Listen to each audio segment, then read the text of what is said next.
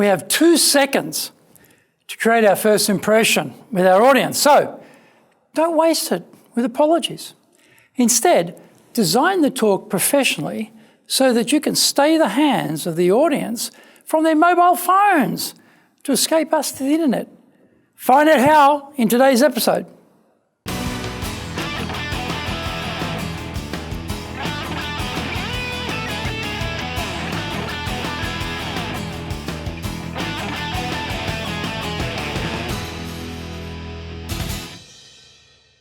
Welcome back to Year 3, this weekly edition every Friday of the Japan Business Mastery Show. I'm your host, Dr. Greg Story, Master Trainer, President of Dale, Carnegie Training, Tokyo, Japan, and best-selling author of Japan Sales Mastery, Japan Business Mastery, and Japan Presentations Mastery. The Japanese translation of Japan Sales Mastery, Zaegyo, is available on Amazon. We are bringing the show to you from our studio in the High Performance Center in Akasaka, in Minato-ku, the business center of Tokyo. This is episode number 131, and we are talking about never start with an apology. Before we get going, a quick word from our sponsor. If you want to become a fully competent and confident presenter, then do the High Impact Presentations course. We are all being judged when we speak, be it in the internal team meeting or in a public environment, be it the big bosses, clients, or an industry audience. Everyone is evaluating us. Don't blow it. Get the best training on the planet. Do the High Impact Presentations course now in either Japanese or English.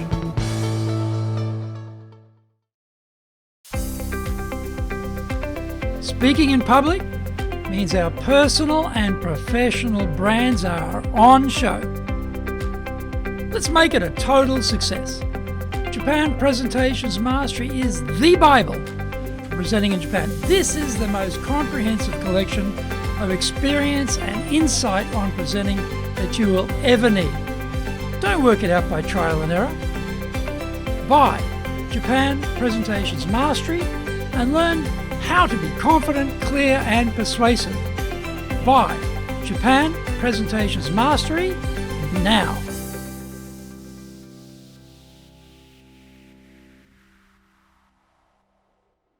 Welcome back. Okay, now it's time for the show. Soredewa ikimashou. So let's get going. Never start with an apology. Beginning your talk in Japan with a series of apologies is standard practice. First, apologize for speaking while standing because you are towering above your audience, implying superiority. Next, tell us how nervous you are about speaking to such a distinguished audience. Don't forget to mention you had no time to prepare the talk properly because you've been so busy. If you're sick, it's always good to get that in there too. If you are speaking in English, then an apology for your poor English is mandatory. At the end, make sure you apologize for giving such a poor presentation. Why do Japanese speakers go through all of this apologizing? Japanese humility demands a public display of rectitude. Appearing too confident is not appreciated.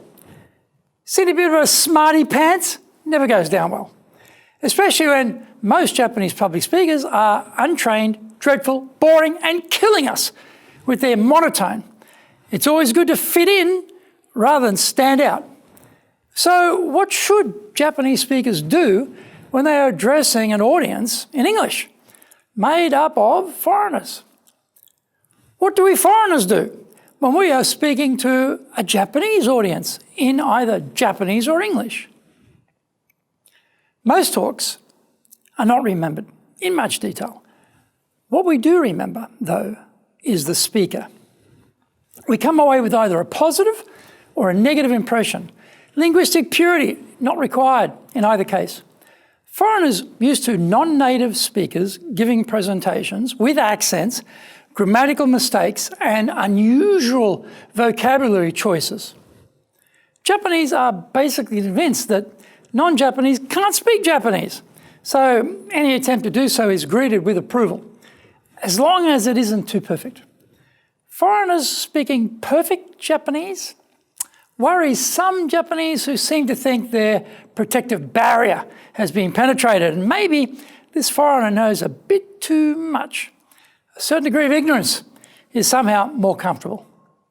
For Japanese speakers facing a Western audience, open with a blockbuster that grabs everyone's attention and cuts through all the competition for the attention of your audience. Have some rhetorical questions at hand to keep the attention of your listeners. The audience should not know if they are going to be required to answer this or not, to keep them locked in to the speech. Have a proper close. Design, in fact, have two ready to go. One for before we get to the Q&A, and one for after questions. Don't just let the speech fade out. Instead, we need to leave our audience with a call to action to get them supporting whatever it is we are promulgating. The final close is to take back control of the speech, because questions are random and often can be completely unrelated to what it is we've been talking about. We need to restate our main message so that this is what is ringing in the ears of our audience as they file out from the room at the end. For foreigners, don't copy the Japanese model, because you are not Japanese, never will be considered Japanese, and are not expected to be Japanese. Give the most professional presentation you can and be another speaker who the Japanese look at and wonder why they don't have those presentation skills. I hope you enjoyed today's show, and so please subscribe on YouTube. Share it with your family, friends, and colleagues. Become a regular. Hit the little bell icon to receive update notifications. Our website details are on screen now, www.dale-carnegie.cojp. It's packed with value, so certainly check it out. We try to offer as much value as possible, so you might also enjoy our other shows. In fact, we are releasing content 6 days a week. For podcast, Mondays for the Cutting Edge Japan Business Show, Tuesday for the Presentations Japan series, and every second Tuesday for the Business Tatsujin no Oshie Show, Wednesdays for the Sales Japan series, Thursdays for the Leadership Japan series, and every second Thursday for the Business Pro Podcast Show, Fridays for the Japan Business Mastery Show, and Saturdays for Japan's top business interviews. Now you get these wherever you get your podcast. Also, every Monday we release the Cutting Edge Japan Business Show. Every second Thursday we release the Business Pro Television Show, and every Friday the Japan Business Mastery Show. Saturdays, every Saturday, we're releasing Japan's top business interviews. These are all on YouTube. We appreciate your support, and please let others know about it so they can benefit too.